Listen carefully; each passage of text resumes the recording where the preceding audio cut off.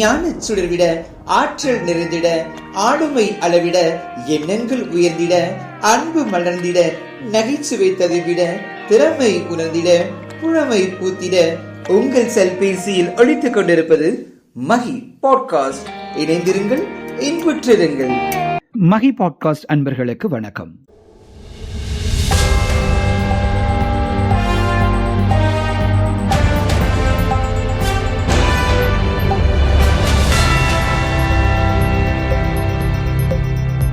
நீங்கள் இணைந்திருப்பது திண்டுக்கல் அம்பிகா பிளைவுட்ஸின் இன்றைய தினத்திற்காக நான் நிலவி மகி. முதலில் தலைப்புச் செய்திகள்.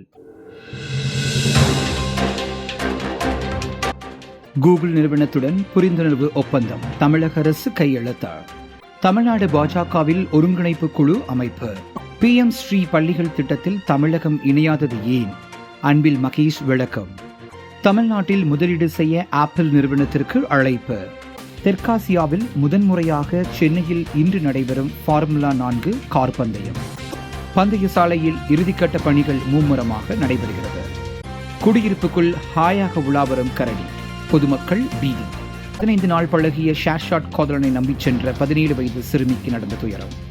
மைக்ரோசாப்ட் அலுவலகத்தையும் பார்வையிட்டார் முதலமைச்சர் மு.க. ஸ்டாலின். ஆப்பிள், கூகுள் அலுவலகத்திற்கும் சென்று பார்வையிட்டார் தமிழக முதலமைச்சர் மு.க. ஸ்டாலின். ஃபார்முலா 4 இரவு நேர சாலை கார் பந்தயம் இன்று நடைபெறுகிறது. 2 புதிய வந்தே பாரத் ரயில் சேவை பிரதமர் தொடங்கி வைக்கிறார். தங்கள் கனவு இல்லங்களை நனவாக்கிட ஓர் அரிய வாய்ப்பு. தென் தமிழகத்தில் முதன் முறையாக அதிநவீன டிஜிட்டல் வசதியுடன் அம்பிகா பிளைவுட்ஸ். கண்ணாடியில் தங்கள் எண்ண படங்களை வண்ண படங்களாக்கிட அன்போடு அழைக்கின்றோம். Ambika plywoods and hardware classes, சந்தை ரோடு, மேட்டுப்பட்டி, திண்டுக்கல். செல் 9787150990. போன் 045124002226. வணக்கம். விரிவான செய்தி. நான் முதல்வன் திட்டத்தின் கீழ் தமிழ்நாட்டில் செயற்கை நுண்ணறிவு தொழில்நுட்பம் குறித்து 20 லட்சம் மாணவ மாணவியர்களுக்கு பயிற்சி அளிக்க அமெரிக்காவில் முதலமைச்சர் மு.க. ஸ்டாலின் முன்னிலையில் கூகுள் நிறுவனத்துடன் தமிழ்நாடு அரசு புரிந்துணர்வு ஒப்பந்தம் கையெழுத்திட்டது. தமிழ்நாடு பாஜக தலைவர் அண்ணாமலை வெளிநாடு சென்றிருப்பதால் கட்சி பணிகளை கவனிக்க ஒருங்கிணைப்பு குழு அமைக்கப்பட்டுள்ளது. PM ஸ்ரீ பள்ளிகள் திட்டத்தில் தமிழக அரசு இணையாதது ஏன் என அன்பில் மகேஷ் பொய்யாமொழி விளக்கமளித்துள்ளார். பிரதம மந்திரி மாதிரி பள்ளிகள் தேசிய கல்விக் கொள்கையை கொண்டு வருவார்கள் என்றும் அச்சம் தெரிவித்திருக்கிறார். பிரதம மந்திரி மாதிரி பள்ளி நிதியை நாம் கேட்கவில்லை, அனைவருக்கும் கல்வி திட்டத்தை நிதியை தான் கேட்கிறோம் என்றும் அவர் தெளிவுபடுத்தியிருக்கிறார். தமிழ்நாட்டில் முதலீடு செய்ய ஆப்பிள் நிறுவனத்திற்கு அழைப்பு விடுக்கப்பட்டுள்ளது. உலக மின்னணு சாதனங்கள் உற்பத்தி வரைபடத்தில் தமிழ்நாட்டிற்கான இடத்தை உறுதி செய்வதற்காக ஆப்பிள் நிறுவனத்திற்கு நன்றி தெரிவித்துள்ளார் முதலமைச்சர் மு.க. ஸ்டாலின்.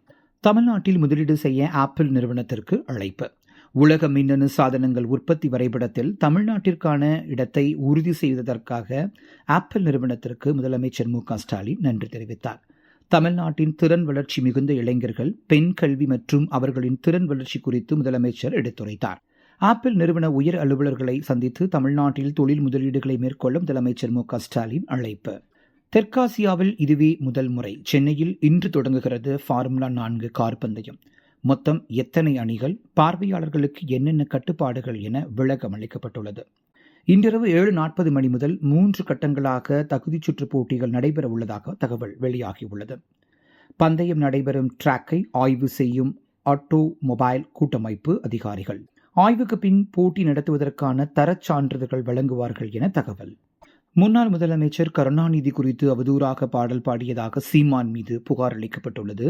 பட்டியலினத்தவர் வன்கொடுமை தடுப்புச் சட்டத்தின் கீழ் வழக்கு பதிவு செய்யப்பட்டுள்ளதாக பட்டாபிராம் போலீசார் தகவல் தெரிவித்துள்ளனர். முன்னாள் முதலமைச்சர் கருணாநிதி குறித்து அவதூறாக பாடல் பாடியதாக புகார் அளிக்கப்பட்டு சீமான் மீது ஆவடி பட்டாபிராம் போலீசார் வழக்கு பதிவு செய்துள்ளனர். பெருவில் நடைபெற்று வரும் 20 வயதுக்கு உட்பட்டோருக்கான உலக தடகளத்தில் இந்தியாவிற்கு முதல் பதக்கம் கிடைத்துள்ளது. 10,000 மீட்டர் நடை ஓட்டத்தில் வெண்கலம் வென்றார் வீராங்கனை ஆர்த்தி. ஃபார்முலா 4 இரவு நேர கார் பந்தயம். பந்தய சாலையில் இறுதிக்கட்ட பணிகள் மும்முரம்.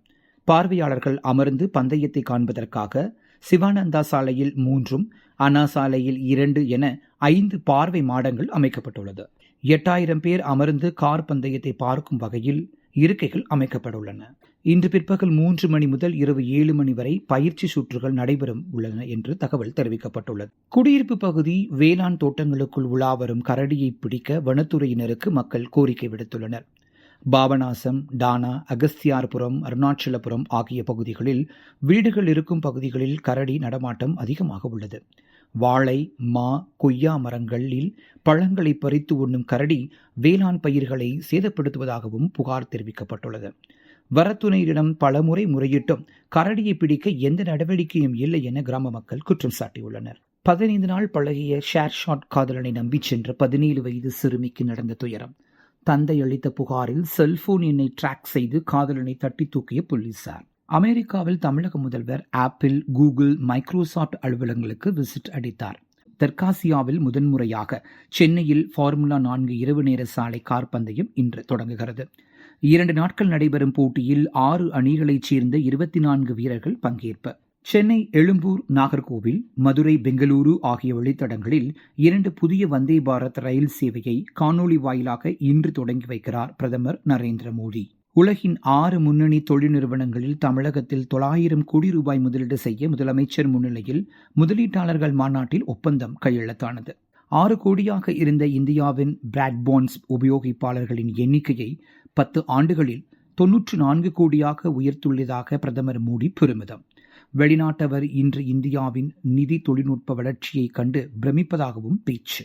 மத்திய வங்கக்கடலில் உருவான காற்றழுத்த தாழ்வு பகுதி மத்திய மேற்கு திசையில் நகர்ந்து ஆழ்ந்த காற்றழுத்த தாழ்வு பகுதியாக மாறியது. வடக்கு ஆந்திரா மற்றும் தெற்கு ஒடிசா கடற்கரையை நோக்கி நகரக்கூடும் என வானிலை மையம் கணிப்பு. பாரிஸ் பாரா ஒலிம்பிக் துப்பாக்கிச் சுடுதல் மற்றும் தடகளத்தில் ஒரே நாளில் 4 பதக்கங்கள் வென்று இந்தியா சாதனை. 10 மீட்டர் ஏர் ரைஃபிள் பிரிவில் ஆவணி லோகரா தங்கப்பதக்கமும் இந்திய வீரர் மணிஷ் ஷெர்வா வெள்ளிப்பதக்கமும் வென்று அபாரம். இதுவரை நீங்கள் இணைந்திருந்தது மகி போட்காஸ்ட். இது இன்றைய தினத்திற்காக நான் நிலவை மகி.